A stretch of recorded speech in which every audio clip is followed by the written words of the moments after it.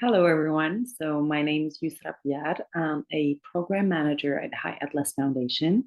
High Atlas Foundation is an organization based in Morocco. We're currently presenting a project that is in partnership with ASOR on protecting the tangible heritage of religious and ethnic communities in Morocco. So the project duration is 3 years, and we are working in close collaboration with ASOR and the local government of Morocco, universities, Jewish communities, and Amazigh communities. The objective of the program is to digitize and make an inventory of sites of religious and ethnic value in Morocco while engaging the members of the religious and ethnic groups and also the government and local communities to discuss the heritage protection priorities. Our second objective is to train members of religious and ethnic minorities in Morocco in heritage documentation using COBO Toolbox, QGIS, and photogrammetry. We also have an objective of fostering community and government relationships on a local, national, and regional level using the tangible results from the training and documentation, and to facilitate the interfaith cooperation and communal dialogue for the protection of heritage important to religious ethnic minorities. So to give a brief description about Morocco, Morocco is a great example of a peaceful country filled with multi-ethnic cultures. This country lies in North Africa and is now home to 34 million of the population. Morocco possesses a diverse and lively history that witnessed a long succession of different ruling peoples such as Romans, French, Spanish, and Jews, and Arabs, and Amazigh. This diversity is reflected through many aspects of Moroccan life, namely the language, the clothing, the cuisine, and the culture. So here is a map of Morocco. So during our project with ASOR, we focused on covering sites that are related to three different populations. We have the Amazigh cultural site, the Jewish religious site, and the Christian religious site.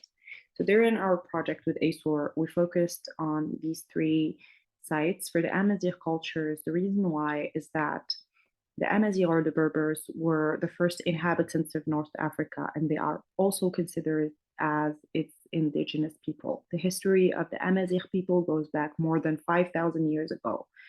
The Amazigh or the Berbers are a group of people who migrated possibly from the Middle East or Eurasia to as far as west the Atlantic coast and all the way down to Mali, Niger, Burkina.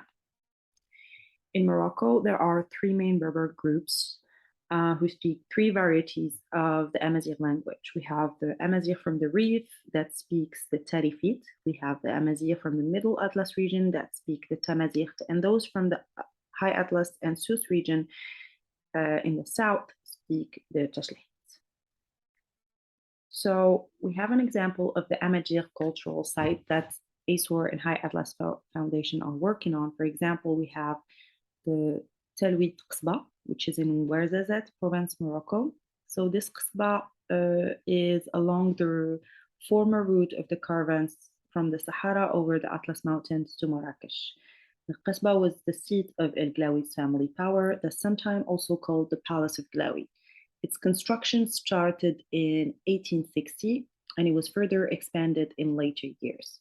The palace can still be visited, but it is steadily becoming more damaged and is slowly collapsing. In 2010, work was underway to restore the property. The palace is located on the outskirts of the small Berber village of Telwit in Morocco.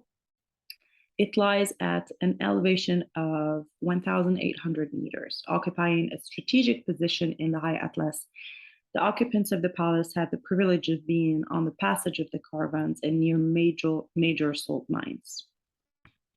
We also have the Ain Aqdim, Ain Zarqa, it's called the Ain Aqdim, which means the ancient source, often called in French Source Bleue, and Zarqa in the tourist guide. It is, in fact, originally a palm grove maintained by men to gradually become gardens. These gardens were still numerous at the beginning of the century, a few decades after Sultan Mulk Hassan the first had built the ramparts of Tiznit.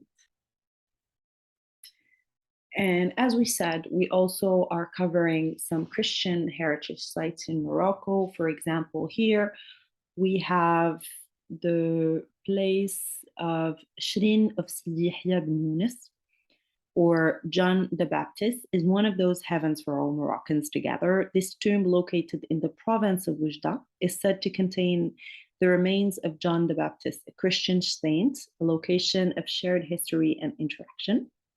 So Oujda has been the scene of many battles, to give an overview of the city, with the Amazigh groups, Arabs, Turks, and in more recent history, the French, of all whom fought over the area at some point. Many believe that different parts of the saints' remains were carried all across the world by people of different belief systems. Sidi Yahya Shrin represents a common place for all the three Abrahamic faiths in Oujda. So here are pictures from our visit with the Moroccan Jewish community to the saints. It was during a mapping of the sites of the Oujda and its region. Here you can see the architecture, the inside architecture of the site, which is a mixture of some Islamic architecture and as well as Christian architecture. Here are some verses of Quran that are written inside of the saint. This is also can be translated into saying that the saint was a place for all Abrahamic religions and that it promote tolerance and acceptance. This was a synagogue that was found in a region of Oujda as well, but it was in ruins and it was closed. So it's an abandoned synagogue in Oujda. We were doing the mapping for the sites of the region and we came across it. Unfortunately, we were not able to get in yet, but hopefully we will. So we did the mapping of this site as well with the Jewish community of Morocco.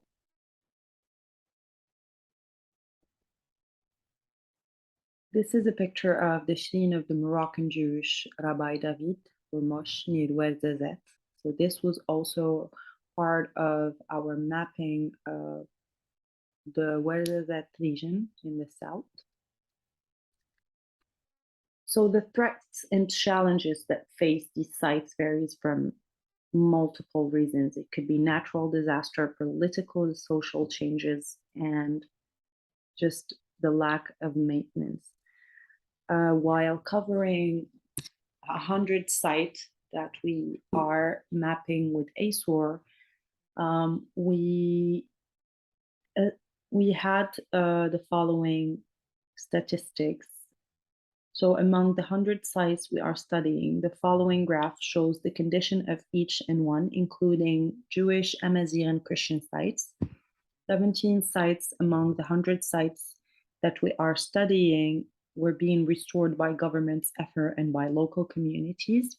7 to 6 sites are destroyed or in complete ruins. With ASOR mapping strategies, we were able to map and register these sites in our database, as well as collect verbal history in regards of these sites.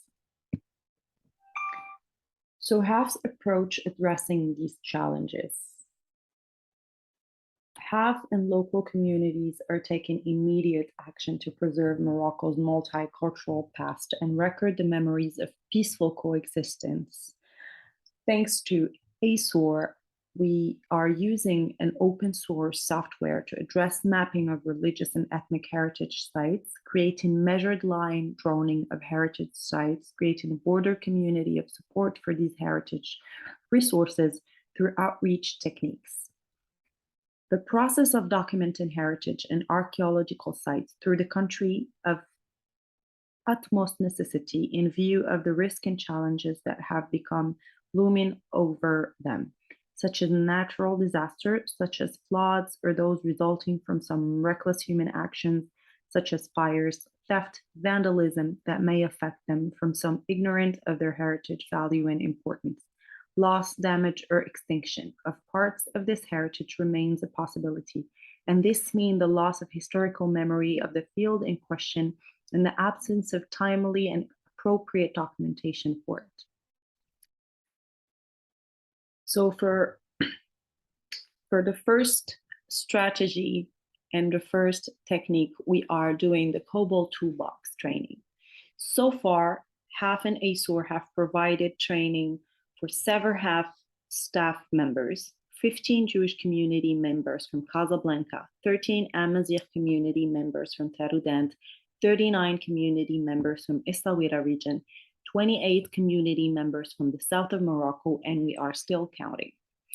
So basically, the COBOL toolbox is a technical training on mapping and digitalization of religious and ethnic heritage sites. We created a form that helps us gather all the data.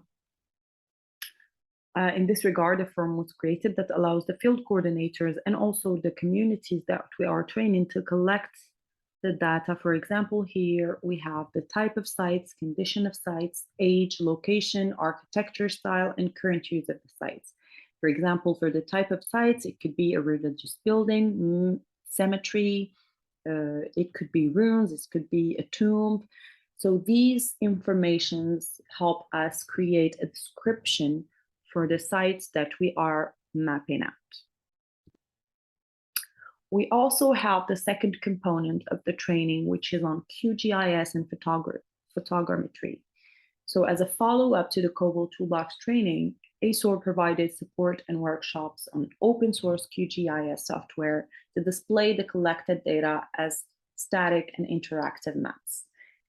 Then comes the photogrammetry, which is the third and the last component of the composition, and it is based on the use of two-dimensional images of archaeological buildings. It could be carved writings or panels. So these three models that we are creating can be referenced whenever necessary.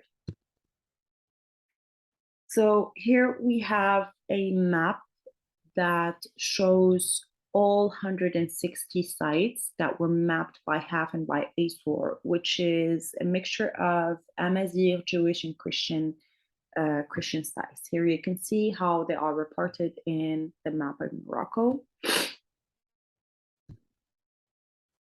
Here we have a zoom in on the Christian sites that we documented. And here we have a zoom in on the Jewish site that we documented. So the Jewish population is very important, and this is also shown in the maps. It has established itself around, the 11th century, making up more than 10% of the local population. Oh. So here we're going to take a case study of the Jewish cemetery of Taroudant, and the Jewish community in Taroudant is very important because it established itself around the 11th century, making up more than 10% of the local population and being an important partner in the local trade. They also acted as middleman between Arab and Amazigh or different Amazigh tribes. At one point, Taroudant had 8 synagogues and a Talmud Torah. As the caravan trade perished, so did Taroudant's economy, which is why almost 40% of the Jewish population received support from the local there in the 1950s. The Jews in Taroudant started to move towards Marrakesh and Israel in the 1960s as means to escape their poverty.